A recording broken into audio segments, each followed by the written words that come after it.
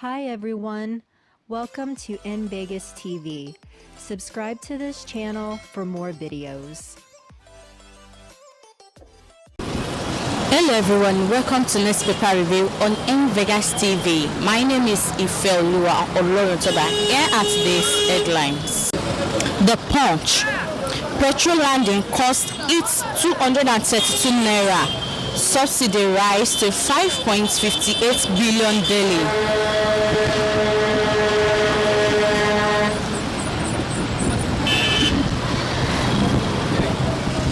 The Nigerian Tribune. Epileptic power supply cost Nigerian economy 10 trillion naira loss annually, says World Bank.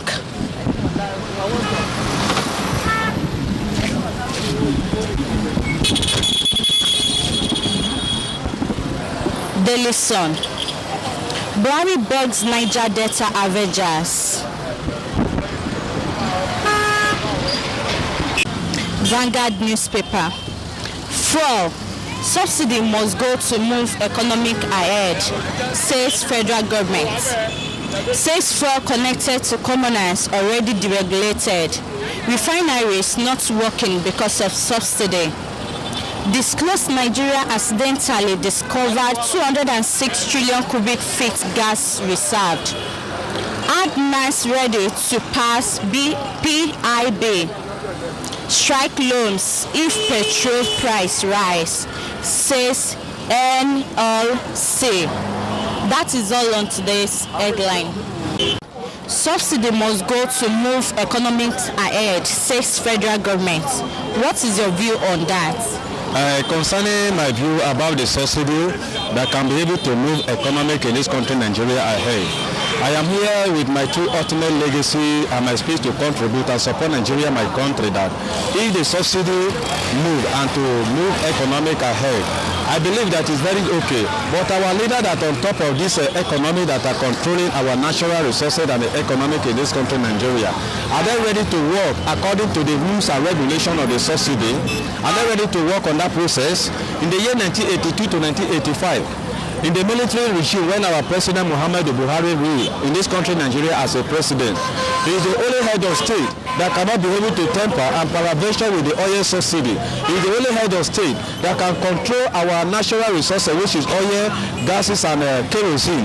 Are you getting other head of state? They did as the power belonged to them, as they are ruling with autonomous. Are you getting me? Now, I wonder why. Right from the year in the year 2014 and the year 2019, in the second tenure that he got to the president, I wonder why the oil subsidy and the price of the oil in liter have been increasing and been just scattering in this country, Nigeria, to boost economy down. So I support this notion this morning that if the subsidy can be able to do economic ahead, it will benefit each and every one of us as one countries that are buying in the economic. I want Nigeria.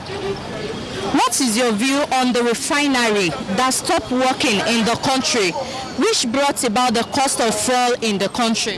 Concerning the refinery that stopped in the country not to be producing our oil, are you getting me? It's based on the economic recession and the economic, it's based on the inflation and the cost of living. Because everything is so very historical in this country, which a citizen cannot be abide. And oil producing people are producing the oil. When they buy the elements and the implements of the oil producing in a rate of 20 naira, for instance, and you market it in the rate of 20 naira, what is the benefit of this country, Nigeria, to achieve, to keep record, to boost infrastructural facilities and social facilities in this country, Nigeria?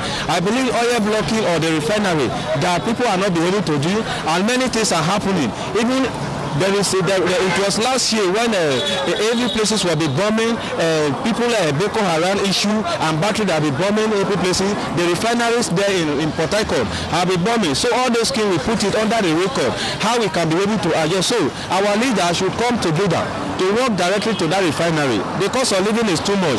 Our leaders are so the way they have been manipulating Nigeria, our country, even our oil. We are the one that have it. The refinery today now, look at what the North have been doing. They took the refinery, the South. Every oil will be located in the land of the South, and the refinery has already been directed during the colonial master, the British men, before Nigeria got their independence in the year 1960. All the refinery today in the northern area, and look at the way they are treating those that have it now today. So I beg Nigeria, my country, that they should they should try to adjust the refinery so that we can live in peace and harmony, and the oil producing will also be explored in other countries.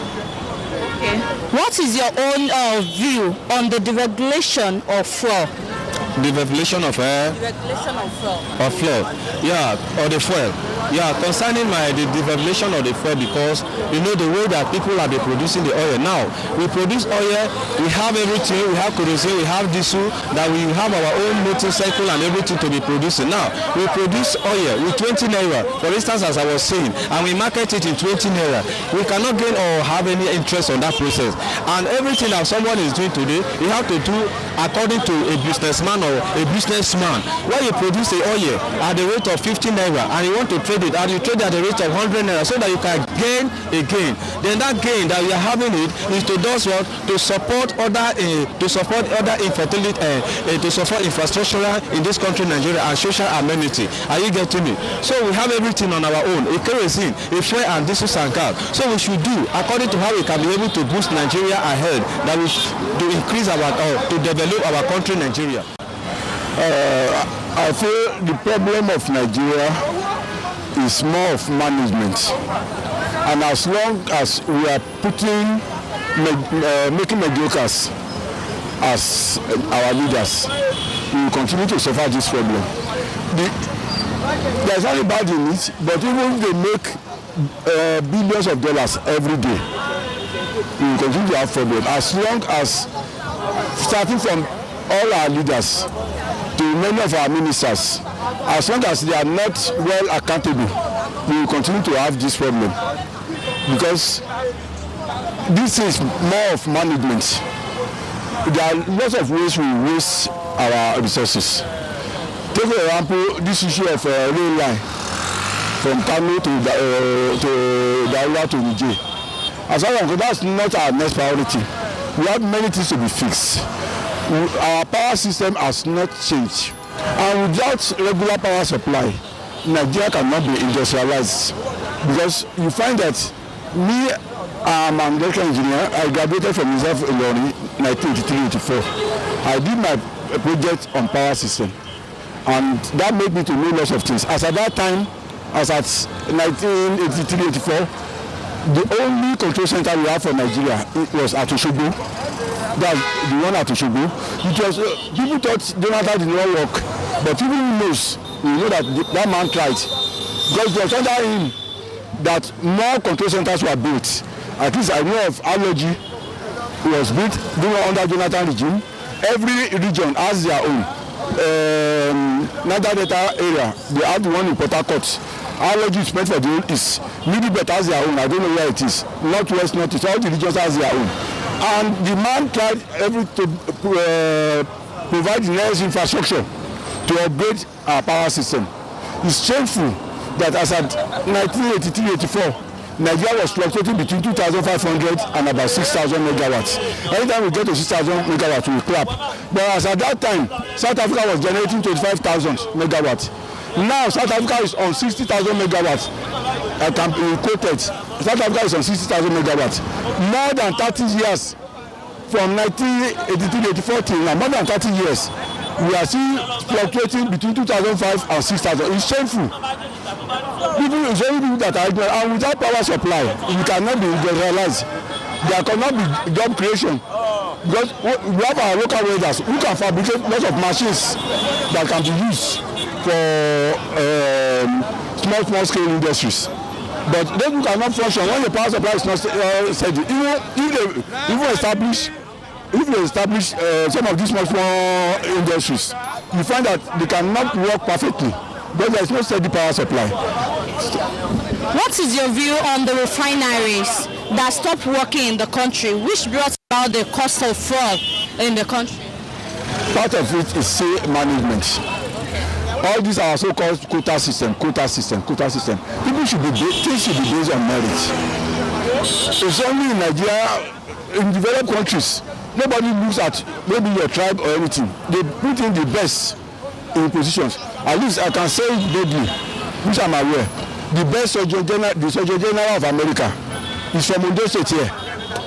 Son to the Oba of Idiani is from Ondo State. Use us, we start talking of quota system, and that's what is killing us. We have people who are not well read, who doesn't have much experience. We say because we want to fill quota system, we go and bring the jokers, and we cannot move forward like this. Now we say they should restructure Nigeria. They say they don't want. They are trying. Let me tell you, under this present regime, the problem is all this so-called quota. We are putting the jokers as ministers and other things.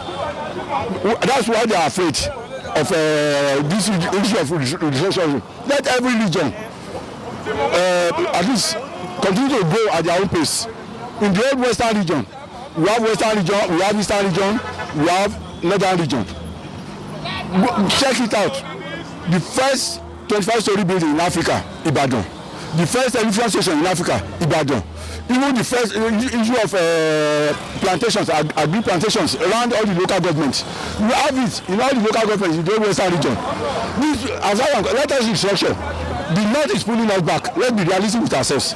They like jihad. Let them fight their jihad here. They like Almajiri school. Let them fight it. It's shameful. I served in Kaduna 1984. Almajiri education is only children of the poor people that goes there. More than 30 years. That is 1984 till now.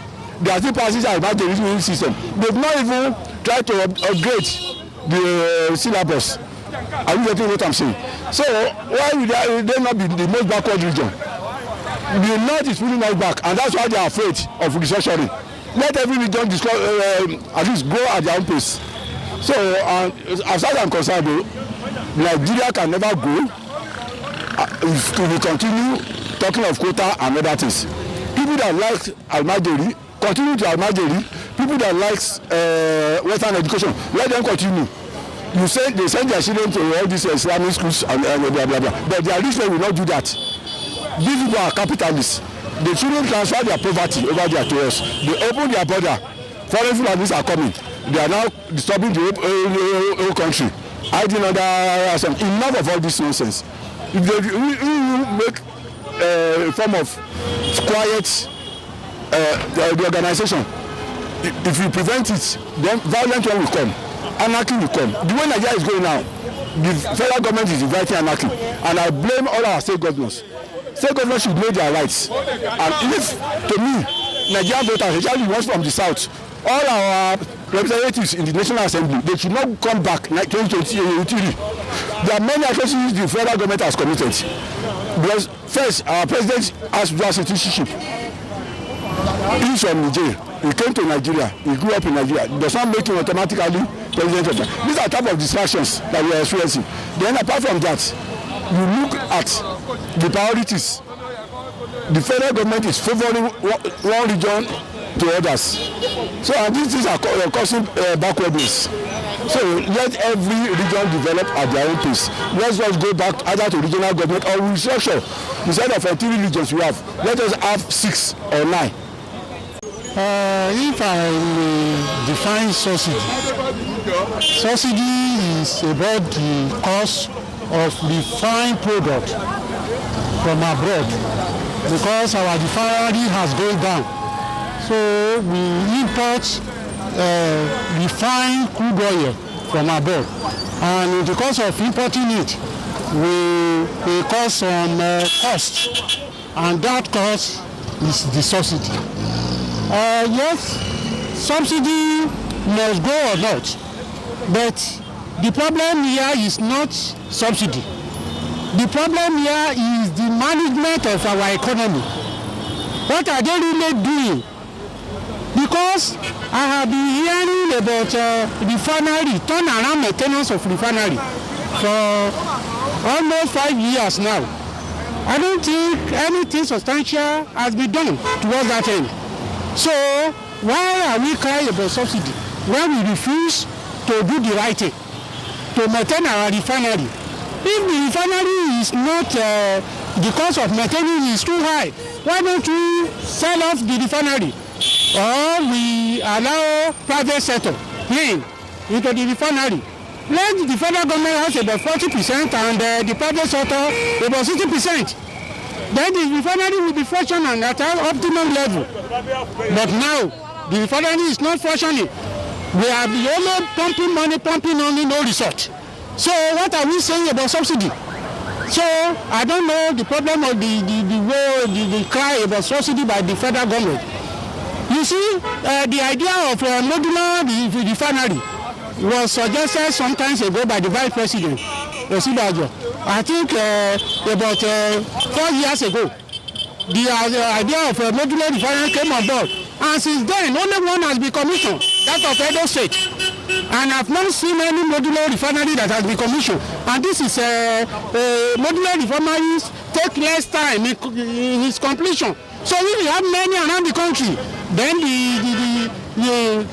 the problem of finished product of oil will be minimized.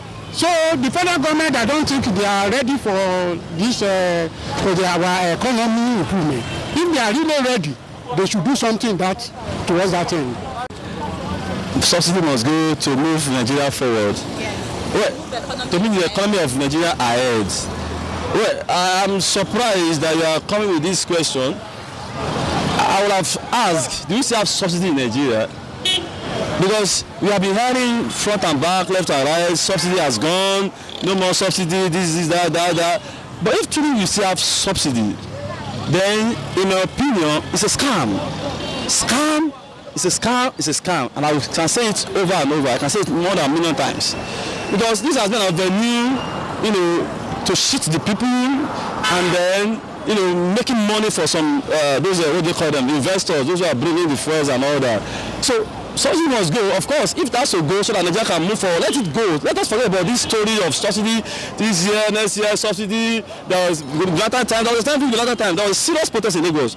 Lagos was almost shut down with all these activists and the rest saying no, enough of this. It was on January 3rd, Gulata came with that policy, 2014 or so, trying to move subsidy, and people are like protesting.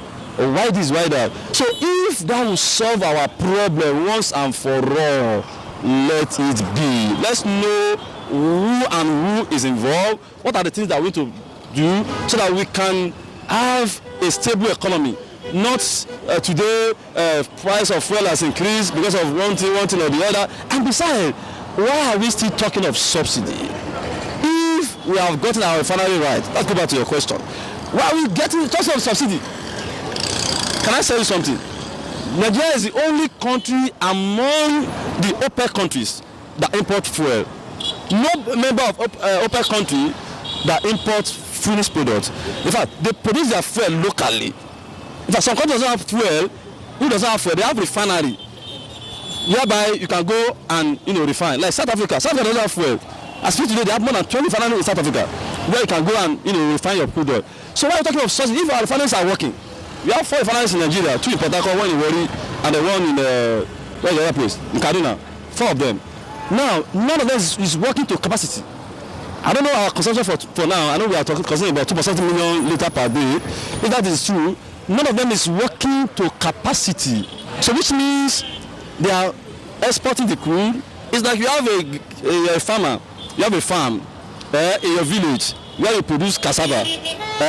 Now, there is no garri industry in your village. When you now uproot the cassava, you now bring it to Akure to come and process. After you now process, you now take your garri back to your village to go and sell. Does that make sense? That's what we are doing now. So we produce our fuel in Nigeria, take it to London or South Africa or any of those countries. Then after it has been processed, you now bring it back to come and sell. That is foolishness. That's what? Foolishness. So Buhari promised us he's going to fix our refinery. One of the reasons I voted for in 2015 was that there was this campaign that all our refineries will start working. They will fix them, and they will build new ones. You understand? As we speak now, nobody is talking. In fact, I don't want to talk about Buhari, let's forget about it. Now, nobody is talking about it. So one thing is to fix the refinery. If you fix the refinery, we don't even talking of subsidy. What subsidy? What is your view on the refinery that stopped working in the country, which brought about the cost of fuel in the country, Nigeria? That's the same thing. That's the same thing I'm telling you now. Refineries that stopped working, why don't we? This is not rocket science. This is not brain surgery. There are countries who does not have fuel. I've told you, they have refinery. We have engineers in Nigeria who are I'm an engineer by profession before I go into other things. I know it's not brain surgery to fix the refinery. They know what they are doing, my sister. If they fix the refinery, then their friends who are bringing those fuel, they deny them of those benefits. It's like fixing power. If you fix power, those who are bringing generator, how would they bring generator? So they refuse to fix the refinery so that their cronies, their friends who are bringing those finished products, I don't want to mention their name, you all know them, so that they can be getting money to the detriment of Nigerians. And other Nigerians are suffering. You know what is happening. I don't want to tell you this. So the refinery must be, in fact, not only fixed, build another one. There's something called modern refineries. Modern refineries are those small refineries that doesn't need to go to big one, just small one that can refine like 5,000, 10,000 liters. In fact, those militants in the Niger Delta, they are doing what do they call it, bunkers, refining crude oils. Some of the petrol you are buying, they are not from refinery. They are adulterated crude oil. I mean, refined by those guys. Just that the cost of doing that is more expensive because they have to use another crude oil to burn it before they can produce it. So if government can build small refineries, Marcel was trying to do that before he left, but I'm not sure it's working again. They should build small refineries, more than 200, whereby you can refine easily, and the price is very cheaper. Then we have surplus instead of exporting and bringing in refined petroleum. That's my view. In the actual sense, the reality sense, fuel subsidy ought to have been taken away, but you cannot do it now. The reason is that Nigeria has not invested in its local refining capacity over the years. I think the last 40 years, our refineries have not done too well. So the way out, the short-term solution now is for government to pay subsidies to fuel importation, you understand? But we are happy that the Dangote refinery is going to come on stream. It's going to be one of the largest in the world. So our expectation is that once the refinery fully comes on stream, at least to a larger extent, we can gradually start talking of removing fuel subsidy. But what the government is saying now is just mere propaganda, you understand? They have been saying that for the last 10-15 years. They want to deregulate, they want to, at the end of the day, they remove one step forward and take 7 steps backward. So the solution now is that we should encourage local investment in the refineries. Dangote refinery is one. And sure, by the time that refinery starts working, other foreign and local investors will also see opportunity in that space. Nigeria has a large market, there are over 200 million people, you understand? So if the more investors come into the space, more products and services will be available for Nigerians to consume. We can also export, you understand, and we can create jobs and also be a major economic transformation opportunity for Nigeria. So the government talking about removal of subsidy now is just playing to the gallery, you understand? It is not a realistic option for now. They are talking of people smuggling refined products outside the country. It's the responsibility of the government to apprehend those who are committing economic sabotage, you understand? It's not my responsibility. It is that because they have the resources, they have the funds to go after those who are sabotaging our economy by exporting our subsidized products outside the country, you understand? So the solution and the way out is that we should encourage local investment in the refineries. Dangote has done one. Let others to take the lead, and that is the way out. No, it's not by saying no, they remove subsidy now. It is not realistic for now. That is just my opinion. Okay, what is your view on the regulation of fuel? Yes, the regulation is a good strategy, you understand? But you need political will, you need good leadership to accomplish that. You cannot do the regulation on the pages of the newspaper, you understand? It has to be a well thought out program. And what is regulation? It's opening up the market. Let the forces of demand and supply play its role. Look at telecommunications now. It's a deregulated market. Nobody goes to go and meet Nitel for lines. You can buy a line from either MTN, Glo, or any of the network operators. So if we bring that model into the petroleum sector, it will work. But the reason why we cannot deregulate now is because of corruption and poor administrative policies by the government. That is the only problem stopping deregulation. It's a good idea, but the government, those vested interests that are the government, those are the NNPC, they won't allow it to work. Because if they allow it to work, they won't have access to free money again. Government money should not be going to the sector again, you understand? So that is the implication of deregulation. It's like Nitel. Nobody talks about Nitel. So Nitel is gone for good. So if we deregulate the sector, the people in NNPC, they won't have work to do again. They won't have easy money to steal again, you understand? So the best way out is that once there is deregulation in place, the petroleum sector will move forward. The power sector too, once it's regulated too, it will also move forward. But because of the vested interest, they don't want the sector to move forward. That's why they are opposing it. So the regulation is a very good policy. But does the government have the will to allow the regulation work? It's another story for another day. So that is just my take. It's a very good idea, but I pray we allow it to work. That is just it. All right, thank you.